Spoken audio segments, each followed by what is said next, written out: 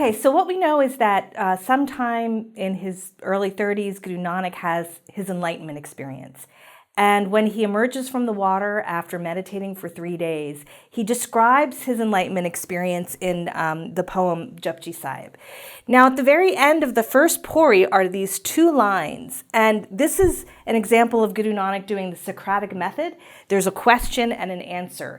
And the entire philosophy of Guru Nanak is really captured in these 2 lines at the end of the first Pauri. Kiv, how, Sachiara. We call this it can be roughly translated as truth, but such has a deeper meaning. It's more referring to the kind of cosmic, authentic vibration reality. Like, how do we get to what's real? Hoya is a verb, kiv, how, kure, falsehood, deception. What's illusion? What's not accurate? What's misperception? To pal is to kind of break through, to get past it all. So he's asking the question. There's a question here, and we all ask this question, right? How can I get out of this experience of being deceived, of deceiving myself, of the illusion of life, and get to this notion of such, like what's actually real, what's actually genuinely authentic in a finite and infinite way?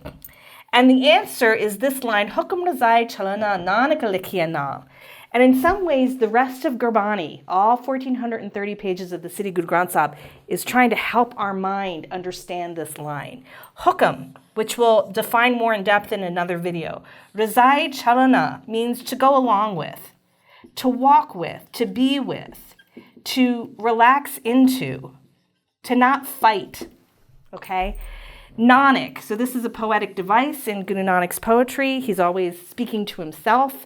Nanak, likhiya na. Likhiya is a passive verb. It means what's been written has been written for me, right? Not that I'm doing the writing. Something's been written for me. How can I be with what's written?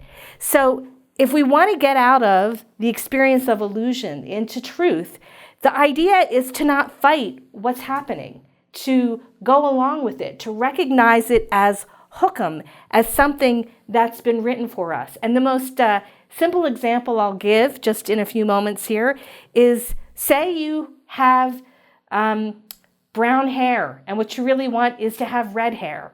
And you can go through so many machinations in pain that you don't have red hair. And Guru Nanak's going to say, save yourself the pain. Just relax and go along with the fact that you've got red hair. And that's actually a method to get out of falsehood into the experience of authentic divine truth.